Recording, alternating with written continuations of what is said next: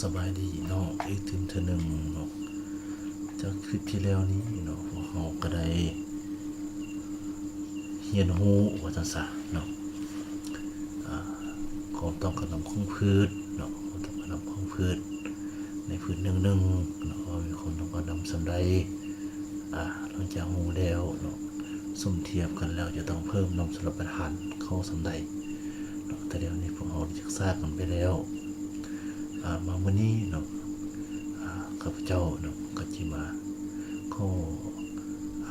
อธิบายหรือว่าข้อยกตัวอย่างหมวดใหม่ของโปรแกรมเนาะก็คือการวิเคราะห์ NPK เนาะ NPK เนาะ NPK นี้ในหมวดนี้เดี๋ยวข้าพเจ้าได้ชี้นี่เนาะซึ่งว่าหมวดดังกล่าวนี้เนาะเป็นหมวดที่ว่าค่ามาตรฐานของ NPK เนาะ NPK ที่จะป้อนให้กับพืชเนาะถ้าพืชดังกล่าวนั้นเนาะมีความเจริญเติบโตที่ว่าสมบูรณ์เนาะและก็พร้อมที่จะให้ผลผลิตที่ว่าสูงเนาะซึ่งหมวดดังกล่าวนี้เนาะจะเชื่อมโยงกับความต้องการฝุ่นเคมีเนาะหมวดความต้องการฝุ่นเคมีนี้ที่เราเรียนเดี๋ยวที่ศึกษาไปเบื้องต้นทำอิฐผลเลยเนาะที่หลังจากการนำใส่โปรแกรมแล้วก็ต่อจากการคำนวณฝุ่นต่างๆครับเนาะในสองหมวดนี้มันจะเกี่ยวข้องซึ่งกันและกันเนาะอย่างปราศจากบ่ได้ว่าซั่นซะเนาะหมวดนี้ก็ให้ผู้ท่านเปิดโปรแกรมปกตินั่นเนาะจากนั้นก็มาให้เลือกหมวดดังกล่าวนี่ก็คลิกเข้าไปเลยเนาะเลือกเอาแล้วก็ติ๊กมาหนึ่ง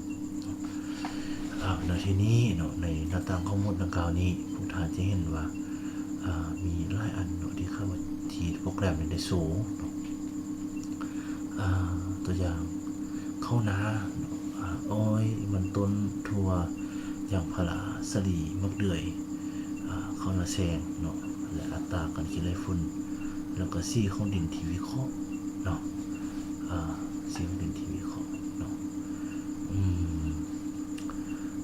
วันนี้เขาจะมาเรียนเรื่องซี่ของดินทีวิเคราะห์นี้ก่อน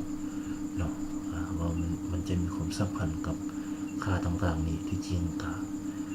จะมีลายข่าวแต่ว่าข้าพเจ้าจะขอยกออกบางพืชที่ว่ามีความสำคัญและมีความใกล้เคียงกันเนาะคือตัวอย่างทั่วนี่ก็มันจะกลุ่มของพืชตระกูลทั่วต่างๆนี่แหละเนาะทั่วนี่นะสลีบางเดือยเนี่ยก็เป็นหมวดพวกพืชใบแหลมเนาะถ้าว่า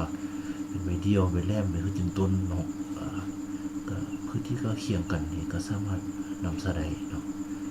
สำนักของจะเข้าซีของดินที่มีของนี่ก่อนเนาะก็ติ๊กเข้าไปเลยเนาะแล้วนี่เนาะผู้ทานที่เห็นเนาะในหมวดเนาะเทียบซีของ NPK นี่เนาะที่ว่าโปรแกรมไปสู่นี่นะโปรแกรมไปสู่นี่เนาะ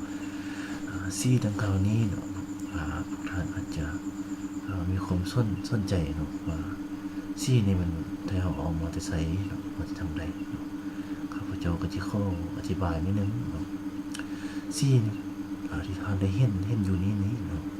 เป็นซีคือแผนเทียบซีมาตรฐานเทียบซีมาตรฐานที่ว่าได้จากสุดกวดสอบดิน NPK หรือว่า Soil Test Kit นี้ Soil Test Kit นี้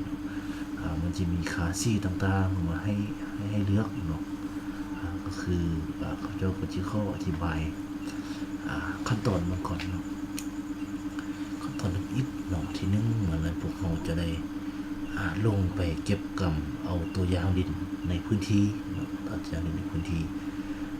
ตัวอย่างดินหน้าดินให้ดินส่วนแล้วก็สุดแล้วแต่เนาะนอกจากเก็บกำมาแล้วเนาะพวกเราก็จะได้มีการวิเคราะห์เครื่องมือทางภาคสนามเนาะต่อไปข้าพเจ้าก็จะได้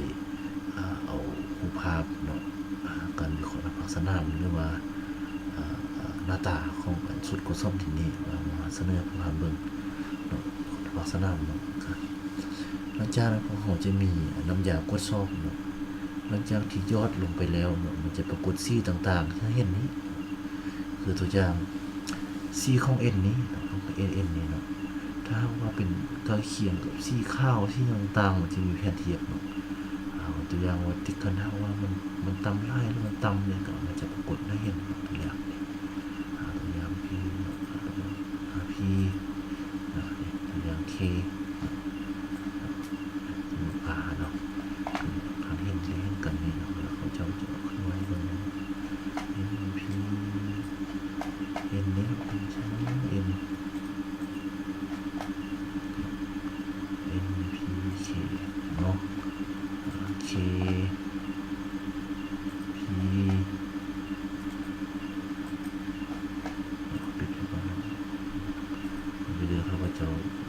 ซาไล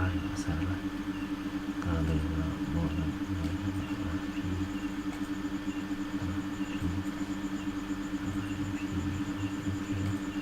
โอเคยังรับคอมซาก็มาหอมมันจะมีค่ากำกับมาตรฐานมาให้เนาะตัวอย่างถ้าว่าเนาะตำไล่นี้เนาะก็คือว่าไม่กว่า40เนี่ยจะเอิ้นมาตำไล่เนาะกระด้างว่าตำธรรมดาลง 40.1580 มิลลิกรัมต่อกิโลเนาะนี่คือว่าค่าของมันเนี่ยเนาะจะตำคำว่า80.15ร้อยสาวนี่จะเอิ้นว่าค่าที่ว่าปานกลา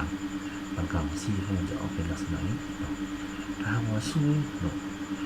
120.1เนาะก็ซี่มันจะมีค่าเป็นลักษณะนี้เนาะซี่มันจะมีค่าลักษณะนี้อันนี้ก็เป็นเรื่องซี่ของถาดอาหารในดินของภาษาคือถาดอาหาร NPK คือที่พวกท่านได้หูมาจังนั้นค่าต่างๆนี่นะมันจะมาเชื่อมโยงกับค่าต่างๆนี้เชื่อมโยงกับค่าต่างๆนี้ที่เราได้กำหนดมาที่ว่าให้เรียบร้อยแล้วเนาะสามารถเอาไปใช้ได้เลยอีกตัวหมดหนึ่งก็คือการจำแนกเนื้อดินโดยสัมผัสนี้ไม่ว่าผมว่าในวัดนังกล่าวนี้เป็นวิธีการจำแนกว่าดินนังกล่าวนี้เป็นดินต้มดินเหนียวดินทรายเร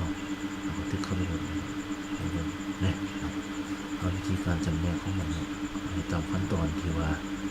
ได้นำเสนอวันนี้ก็เอาไปปฏิบัติในพื้นที่ตัวจริงขั้นก็สามารถจำแนกได้ว่ามีดินต้มดินเหนียวดินทรายเท่าไรขั้นเนาะมันจะมีทฤษฎีอยู่เนี่ยผู้ทานมาผ่าน